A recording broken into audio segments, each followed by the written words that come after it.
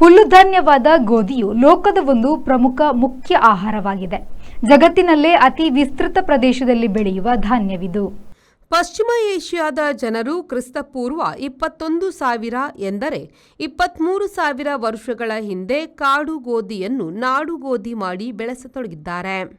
22.7 ಕೋಟಿ ಹೆಕ್ಟೇರ್ ಪ್ರದೇಶದಲ್ಲಿ ಗೋಧಿ ಬೆಳೆಯುತ್ತಾರೆ. ಪ್ರಪಂಚದಲ್ಲಿ ಅತಿ ಹೆಚ್ಚು ನೆಲ ಆವರಿಸಿ ಬೆಳೆಯುವ ಬೆಳೆಯಿದು. ಈಗ ವಾರ್ಷಿಕ ಅತಿ ಹೆಚ್ಚು ಗೋಧಿ ಬೆಳೆಯುವ ದೇಶ ಮತ್ತು ಉತ್ಪಾದನಾ ಪ್ರಮಾಣ ಮುಂದಿನಂತಿದೆ. ಚೀನಾ 13.77 ಕೋಟಿ ಟನ್, ಭಾರತ 10.77 ಕೋಟಿ ಟನ್, ರಷ್ಯಾ 10.42 ಕೋಟಿ ಟನ್, USA 4.49 ಕೋಟಿ ಟನ್, ಆಸ್ಟ್ರೇಲಿಯಾ 3.62 ಕೋಟಿ ಟನ್, ಫ್ರಾನ್ಸ್ 3.46 ಕೋಟಿ ಟನ್, ಕೆನಡಾ 3.43 ಕೋಟಿ ton.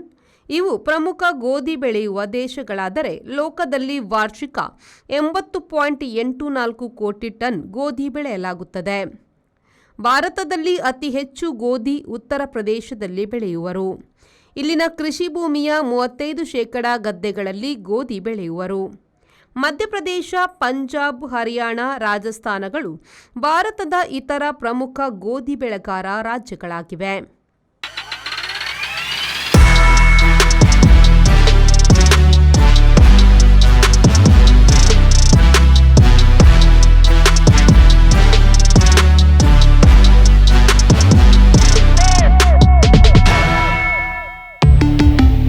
Volkswagen. Volkswagen Mangalore, Airport Road, Yeyadi, Mangalore. Volkswagen.